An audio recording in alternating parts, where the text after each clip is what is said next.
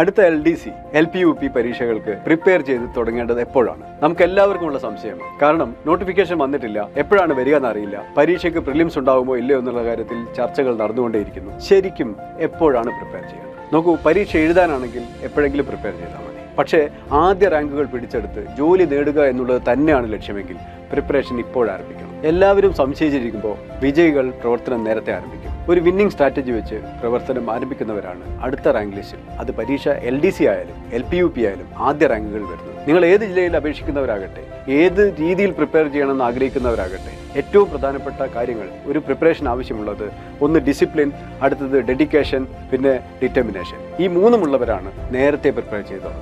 നമുക്കൊരു ലക്ഷ്യമുണ്ട്, ഒരു സ്വപ്നമുണ്ട്, അത് നേടിയെടുക്കാൻ വേണ്ടി ഉള്ളതാണ് ഇനി അങ്ങോട്ടുള്ള ജീവിതം എന്ന് തീരുമാനിക്കുന്ന നിമിഷം തുടങ്ങേണ്ടതാണ് പ്രിപ്പറേഷൻ. അങ്ങനെ മനസ്ഥിതി ഉള്ളവർക്ക് വേണ്ടിയിട്ടാണ് നമ്മൾ പ്രൈം ഡയറക്ഷനിൽ ഇപ്പോൾ മിഷൻ LDC 23-24 LPUP മിഷൻ ബാച്ചുകൾ ആരംഭിക്കുന്നത്. അതിലേക്ക് ഇപ്പോൾ ജോയിൻ ചെയ്തുകൊണ്ടിരിക്കുന്ന ആൾക്കാർ തന്നെയായിരിക്കും അതായത് ജില്ലകളിൽ ആ റാങ്ക് ലിസ്റ്റിലെ ടോപ്പേഴ്സ് എന്നുള്ള കാര്യത്തിൽ ഒരു സംശയവുമില്ല. ആ ടോപ്പേഴ്സിൽ നിങ്ങളും വേണ്ടേ? പ്രൈം ഡയറക്ഷന്റെ LDC മിഷൻ LPUP കോഴ്സുകളിലേക്ക് ഇപ്പോൾ അഡ്മിഷൻ നടക്കുന്നു. പിന്നെ ഇപ്പോൾ കോഴിക്കോട് മാത്രമല്ല, കണ്ണൂരുമുണ്ട്.